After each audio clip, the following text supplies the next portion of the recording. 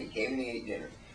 3 times he mentioned that if he didn't do anything else in this campaign, whether he won or not, he had at least smoked Dick Thornburg out of justice. Smoked Dick Thornburg out of justice. Smoked Dick Thornburg out of justice 3 times at a dinner in front of a bunch of students at a college campus. Now that has to be a subliminal message. Number 1. If I could finish on my question, yes. I can correct you. I've heard you say this before. It's not 3-to-1 Republicans. It's just 2-to-1 where we come from. But if you can imagine, we actually took our precincts for Walford, registered tons of voters and got the votes.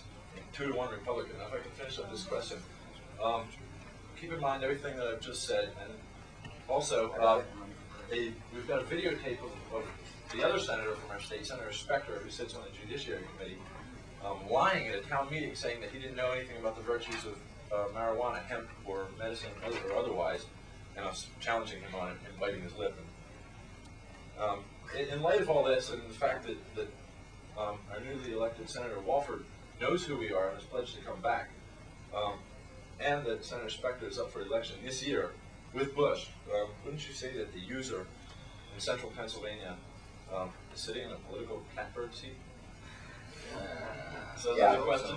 Really, because let's face it, I mean, when I told these kids, I said, listen, I've been involved in a lot of politics, and this is my 5th presidential campaign, and it doesn't matter what California does with their primary. They move it up from June to March. We won't. To offset, well, I mean, this was my mark, to offset January's caucuses in Iowa, because Harkins is going to run, and that'll make it a favorite son thing, so nothing will happen there. New Hampshire's going to be Tsongas. I mean, this is what I was telling them. It's going to be Tsongas, so it's like native son. New York is Cuomo, native son. Means it may be an open Democratic convention, first time since '60 that not a first ballot is for sure. Therefore, it's time to hit the party platform. And listen to me, the first primary is going to be right here in Pennsylvania. The White House is going to spend money. They're going to come dragging through here, trolling for votes. The Republicans are going to spend $1 million legally and everything else that they can steal. They're going to try to buy this election on the media campaign, and we've got to go out and do grassroots stuff. Stick them up in telephone booths, get the word out, call all your friends, register. How do you do it? Okay. Well, one way is by mail. You can just send a simple postcard to a member of the legislature. Dear so-and-so, I think the drug war is getting out of hand, especially on marijuana. Do you feel that you could support easing off the penalties? I really support that. And what is your view on these issues? Let me know. Make sure you ask for a response. Find your name and address. Won't get you in trouble. Or you can send a letter. And I would suggest just any one page, max, unless you're some sort of recognized authority on a complicated issue, and then you can go through a page and a half. But don't go any more than that.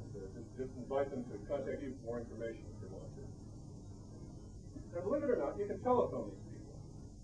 You can reach them by phone. The actual representative, not the appointee. I'll give you an example. This past summer, I had a need to contact the chairman of the Missouri House of Representatives Committee on Agriculture, a guy named Norman.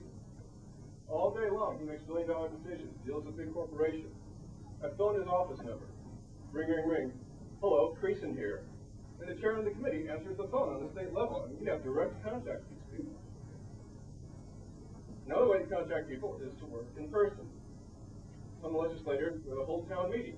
Go to them. Some of them give speeches. Go. Ask a question. Another way to make contact is to help in the campaign. If someone has some appeal to you, go there, step envelopes, walk to the precinct for the person. And that sort of help in a campaign is important because that really gives you an entry and access to that legislator after the campaign.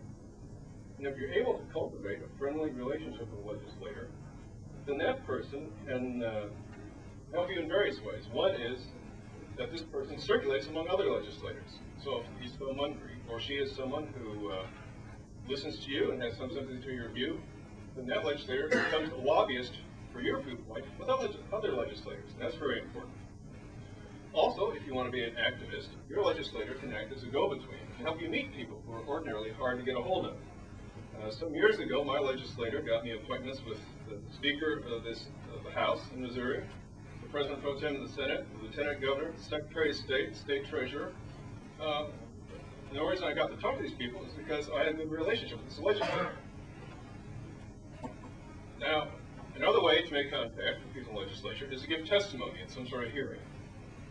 Now, you can ask to give testimony about a particular bill, or even just a topic that a committee is investigating. And chances are pretty high at the state level that you'll be given the opportunity to come and testify. There's two approaches you can take. One is you can testify simply as a concerned citizen, or you can testify as an expert on the topic.